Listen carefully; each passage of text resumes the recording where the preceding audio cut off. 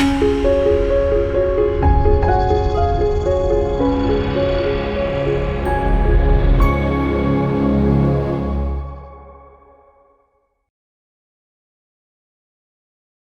Me journalist Navatha. Welcome to our voice.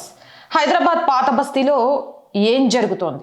ఇప్పటి వరకు దేశంలో ఎక్కడ ఉగ్ర కుట్రకు సంబంధించిన సెర్చ్ ఆపరేషన్లు జరగని, అందులో మూలాలు పాత బస్తీలో బయటపడేవి. ఇప్పుడు హిందూ అమ్మాయిలే టార్గెట్గా పాత బస్తీలో జరుగుతున్న అనేక సంచలన సంఘటనలకు సంబంధించి కేంద్ర మంత్రి బండి సంజయ్ మాట్లాడారు. ఒకసారి నేను వినిపిస్తాను వాటిని, తర్వాత వీటి గురించి మాట్లాడదాం. తీవ్రమైన చర్యలు తీసుకుంటే ప్రజలు అంత సంతోషంగా ఉంటారు, అంత క్షేమంగా ఉంటారు. ఒక దారుణమైన సంఘటన పాత బస్తీలో జరుగుతున్నాయి. ఓల్డ్ సిటీలో చార్మినార్ ప్రాంతంలో పాత బస్తీలో కొన్ని స్కూల్స్, ముఖ్యంగా హిందువుల యొక్క స్కూల్స్, హిందూ అమ్మాయిలు ఎక్కువగా చదివే స్కూల్స్ తీవ్రమైన చర్యలు తీసుకుంటే ప్రజలు ముస్లిం యువకులకు సంబంధించి ఒక డ్రగ్స్ మూట అక్కడ మైనర్ అమ్మాయిలను 14, 15, 16 సంవత్సరాల యొక్క మైనర్ అమ్మాయిలను ట్రాప్ చేసి వాళ్ళను ఇవాళ ఈ చార్మినార్ ప్రాంతంలో జరుగుతున్నాయి. దీనికి అండాదండ ఎంఏ పార్టీ స్థానిక డివిజన్ నాయకుల నుంచి ఎంపీల వరకు అక్బరుద్దీన్ ఓవైసీ కానీ అస్తు కాలేజ్ టార్గెట్ 100% పాత బస్తులో కవాతులు వేస్తాం. దాని ద్వారా అక్కడ ఉన్న హిందూ సమాజంలో ఒక భరోసా కల్పించడానికి, ఈ కుట్రలు చేసే ఫాల్తనా ఒక హెచ్చరిక జారీ చేయడానికి, అరే మీకు పోలీస్ మీ వైపున్నా, ఈ ప్రభుత్వం మీ వైపున్నా, ఎంఏ పార్టీ మీ వైపున్నా, మేము మిమ్మల్ని అడ్డుకోవడానికి సిద్ధంగా ఉన్నామని చెప్పి, హిందూ సమాజాన్ని కాపాడడానికి సిద్ధంగా ఉన్నామని చెప్పి ఒక హెచ్చరిక జారీ చేయడానికి పక్కా పాత బస్తీలో హిందూ యువకులందరూ కవాతు పక్కా నిర్వహిస్తాం. ఇది జరిగి తీరుతుంది.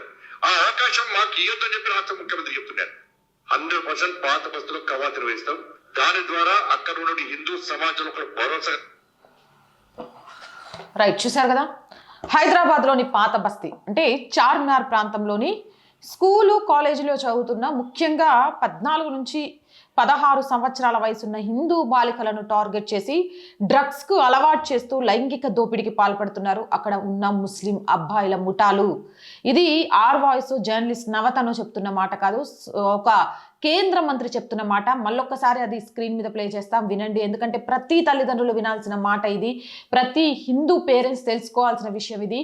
ఈరోజు మనం లవ్ జిహాదు, ల్యాండ్ జిహాదు, వీటితో ఎలా అయితే అవస్థ పడుతున్నామో డ్రగ్ జిహాదు కూడా హైదరాబాద్లో ఎక్కువైపోతుంది. పబ్బులు, క్లబ్బులు, కల్చర్లతోటి ఎక్కడికక్కడికి డ్రగ్స్ని, గంజాయిని పట్టుకుంటున్నారు. తెలంగాణలో యువత ముఖ్యంగా వీటికి బానిస అవుతుంది. అయితే కావాలనే ఓల్డ్ సిటీలో ఆడపిల్లల్ని, హిందూ ఆడపిల్లల్ని టార్గెట్ చేస్తున్నారు అంటే వాళ్ళ లక్ష్యం ఏంటి అనేది చాలా క్లియర్గా కనిపిస్తుంది. అందుకే మరొక్కసారి ఇది వినండి. తీవ్రమైన చర్యలు తీసుకుంటే ప్రజలు అంత సంతోషంగా ఉంటారు, అంత క్షేమంగా ఉంటారు. ఒక దారుణమైన సంఘటన పాత బస్తీలో జరుగుతున్నాయి.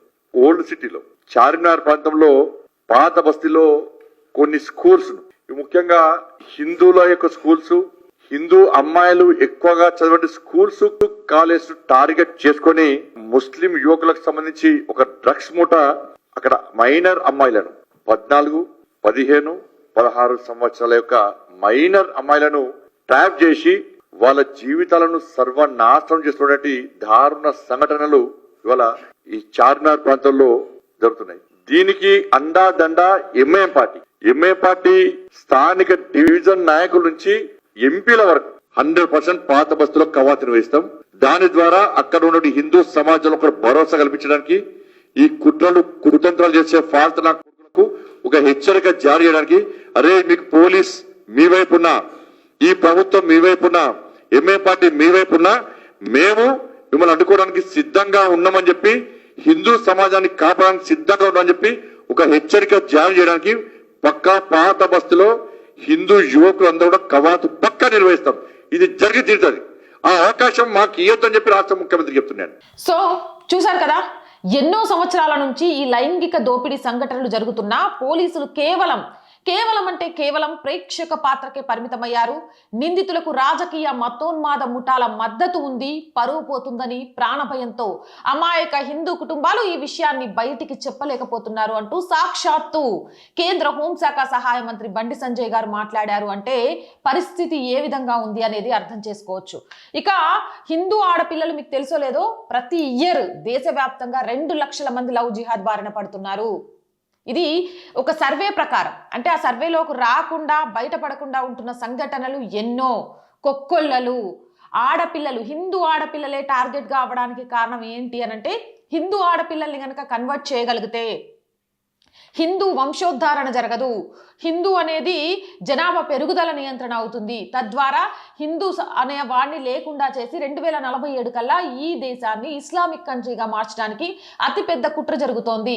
ఒక పక్క నుంచి లవ్ జిహాద్ పేరుతోటి హిందూ ఆడపిల్లల జీవితాలతో ఎలాగైతే ఆడుకుంటున్నారో డ్రగ్స్ జిహాద్ అంటే ఆ చాక్లెట్స్ రూపంలో లేకపోతే మరొక దాని రూపంలో డ్రగ్స్ ని కలిపి ఇవ్వడం, ఆ తర్వాత దాన్ని వాటికి అలవాటు చేయడం, బానిసలుగా మార్చడం, ఆ బానిసలుగా మారిన తరుణంలో శారీరక కోరికలు తీర్చుకోవడం, ఆ టైంలో వీడియోలు తీయడం, ఆ వీడియోలు తీసి వాళ్ళను బెదిరించి వ్యభిచార కూపంలోకి లాగడం, ఇలాంటివి అనేకం జరుగుతున్నా కూడా హైదరాబాద్కి సంబంధించి పోలీసులు అలాగే రాజకీయ పార్టీలు అధికారంలో ఉన్న ప్రభుత్వం నిమ్మకు నీరెత్తినట్టు వ్యవహరిస్తోంది అని బండి సంజయ్ గారు అయితే చాలా క్లియర్గా చెప్తున్నారు.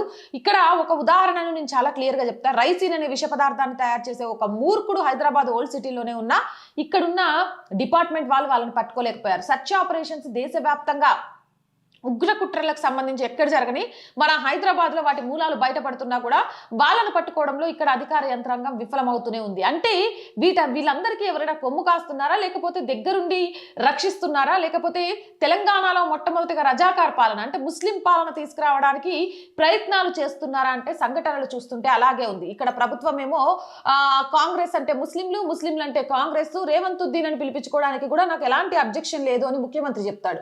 అదే టైంలో ఇక్కడ జరుగుతున్న అనేక సంఘటనలు చూస్తుంటే హిందూ ఆలయాల మీద దాడులు కానివ్వండి, హిందువుల మీద దాడులు కానివ్వండి, ఇదివరకు భైన్సాలో మాత్రమే గొడవలు ఉండేవి, బాన్స్వాడ, నిర్మల్, ఇలా రాష్ట్ర వ్యాప్తంగా గొడవలు జరుగుతున్నా వీటన్నిటికీ సంబంధించి కప్పిపుచ్చే ప్రయత్నం చేయడం లేదా వీటి గురించి మాట్లాడితే కఠినమైన సెక్షన్ల కింద కేసులు నమోదు చేస్తామని చెప్పడమే కానీ ఎందుకు ఇలాంటివి జరుగుతున్నాయి, దేవుడి పాటలు కూడా వినడానికి ఇష్టపడని మూక ఈ రాష్ట్రంలో ఎందుకు పెరుగుతుంది అనే విషయాన్ని మాత్రం కనుక్కోలేకపోతున్నారు. అండ్ నిన్నటికి నిన్న మనం చూసుకుంటే హైదరాబాద్లో హనుమాన్ ఆలయాన్ని ధ్వంసం చేశారు. అది ఆ ఏరియా మొత్తం కూడా మినీ పాకిస్తాన్ లాగా ఉంటుంది. వేల సంఖ్యలో అక్రమ రోహింగ్యాలు అలాగే బంగ్లాదేశ్ వాళ్ళు వలసలు వచ్చిన వాళ్ళు చాలా మంది ఉన్నారు. వీళ్ళను ప్రతి స్టేట్ నుంచి కూడా తరిమి కొట్టండి అని సెంట్రల్ గవర్నమెంట్ ఎన్నిసార్లు ఆదేశాలు ఇచ్చినప్పటికీ హైదరాబాద్లో తెలంగాణలో ఆ ప్రయత్నాలు అయితే నత్తనడకన సాగుతున్నాయనే చెప్పొచ్చు.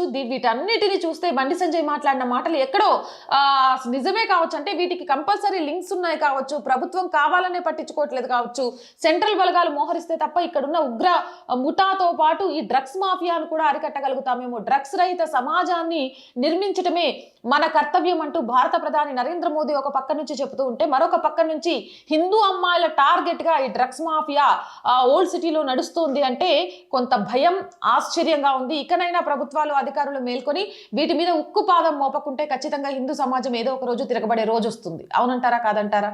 మీ అభిప్రాయం ఏంటి? కామెంట్ సెక్షన్లో పెట్టేయండి. మోర్ వీడియోస్ కోసం ఛానల్ని వెంటనే సబ్స్క్రైబ్ చేయండి. అండ్ రోజు చెప్తుందేనండి, our group of channels, our voice, our political, our Sanskriti, 3 channels మనవేనండి. So please subscribe our channels. Content బాగుంది అనిపిస్తే లైక్ చేయండి, షేర్ చేయండి. ఆర్థికంగా ఆర్ వాయిస్కి చేయుతగా నిలవండి. ఆర్థికంగా సపోర్ట్ చేయాలి అంటే సబ్స్క్రిప్షన్ పక్కనే జాయిన్ అనే బటన్ ఉంది. 1 to 5 లెవెల్స్ ఉన్నాయి. ఏదో ఒక లెవెల్లో సపోర్ట్ చేయండి. లేదా స్క్రీన్ మీద గూగుల్ పే, ఫోన్ పేతో పాటు అకౌంట్ డీటెయిల్స్ ఉన్నాయి. మీకు తోచిన సహాయాన్ని అందించవచ్చు. వ్యాపార ప్రకటనల కోసం 8328500576 నెంబర్ని సంప్రదించండి. జై హింద్, జై భారత్.